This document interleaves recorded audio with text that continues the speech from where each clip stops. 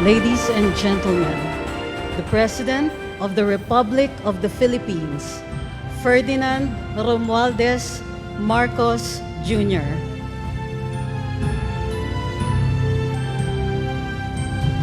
And the First Lady, Attorney Luis Araneta Marcos.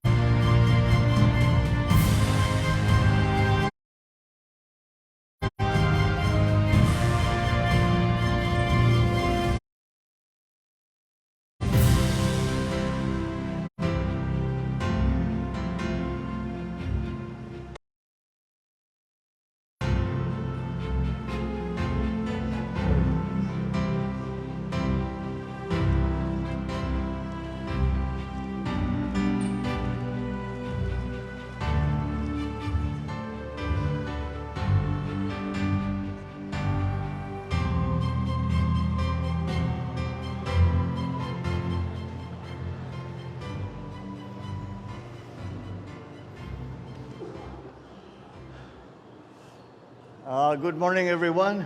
Please take your seat. I'd like to greet, of course, Vice President Sara Duterte, House Speaker Martin Romualdez, members of the Cabinet, Representative Antonio Calixto, is he here? Oh, there. Hindi kita nakita. I'm sorry. The AFP Chief of Staff, Lieutenant Bartolome Vicente Bacaro, and the other major service commanders, Pasay City Mayor Imelda Calixto Rubiano, of course, our First Lady, Luis Araneta Marcos, our newly minted congressman from the 1st District of Ilocos Norte, Sandro Marcos, other distinguished guests, ladies and gentlemen. Today I embark upon what I anticipate to be the first of a series of trips that I will be undertaking to our friends, our partners, our allies around the world. And this is to once again put the Philippines in a position where we have strong alliances and strong partnerships which are necessary for us to come out of the post-pandemic economy. So I leave to undertake my first state visit to our immediate neighbors, Indonesia and Singapore. In other words, ako'y mga ngapitbahay para sa ating bansa at para sa ating ekonomiya. I go from here, from Manila to Jakarta, upon the invitation of President Joko Widodo for a state visit from the 4th to the 6th of September. Indonesia has been our ally and one of our closest bilateral partners for the past 7 decades.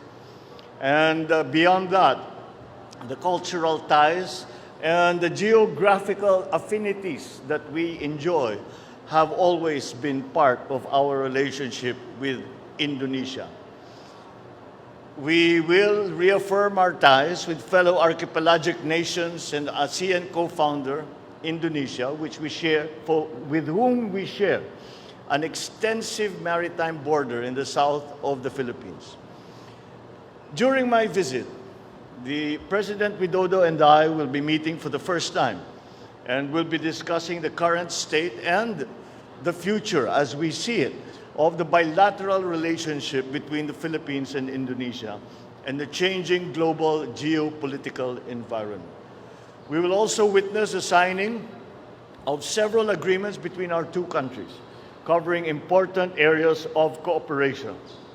These are agreements on defense and security, on the creative economy, the culture, and culture. And our foreign ministers look forward to signing the Philippines-Indonesia Plan of Action for the next 5 years, which commits our two countries to projects and activities covering the full range of our bilateral ties. Beyond that, we will also be seeking the partnership and the help of our friends in Indonesia, from the President, and for our friends in Indonesia for investment in the areas where we see that they can be of assistance, especially in the critical areas as we have identified them in agriculture and in energy.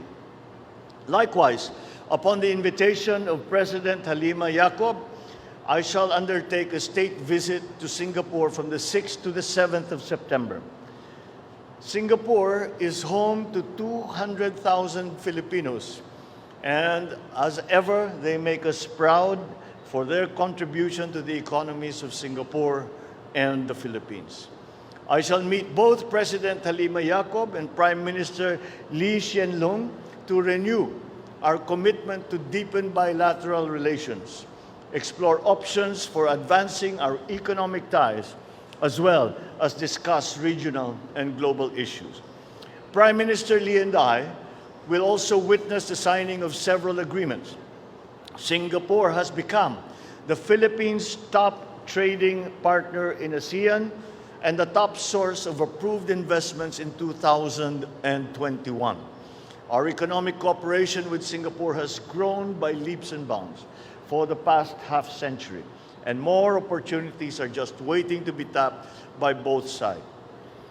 My state visits to our ASEAN neighbors will seek to harness the potentials of our vibrant trade and investment relations. As such, an economic briefing, business forums, and meetings have been organized to proactively create and attract more investments and buyers for our exports in order to accelerate the post-pandemic growth of our economy. I expect that we will be coming back with a harvest of business deals to be signed in my state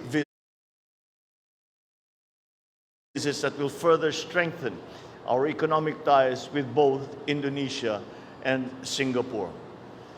These are all these initiatives that we will undertake on these state visits are very much in line with all of the priority areas that we have identified: the agricultural sector, the guarantee of food supply, the guarantee of prices, food prices that are affordable to ordinary Filipinos, the long-term plans that we have for energy, the long-term plans that we have for our emergence into the new global economy. We have a full set of meetings and much work to accomplish during this trip, but it will not be complete without meeting our kababayans in Indonesia and Singapore. And I look forward to sharing with them our commitment and plans for enhancing the government's efforts to protect the rights and ensure the welfare of our overseas Filipinos. And I convey my appreciation for their support and valuable contributions to our country. And beyond that, we must thank Singapore and Indonesia for the way that they have welcomed and allowed to assimilate our Filipino nationals into their society, into their economy, and into their daily lives. We are always so proud of them, and we are glad to see that our neighbors, where our Filipino nationals work and strive, also appreciate them for what they do. Maraming salamat po. Magandang umaga po sa inyo lahat.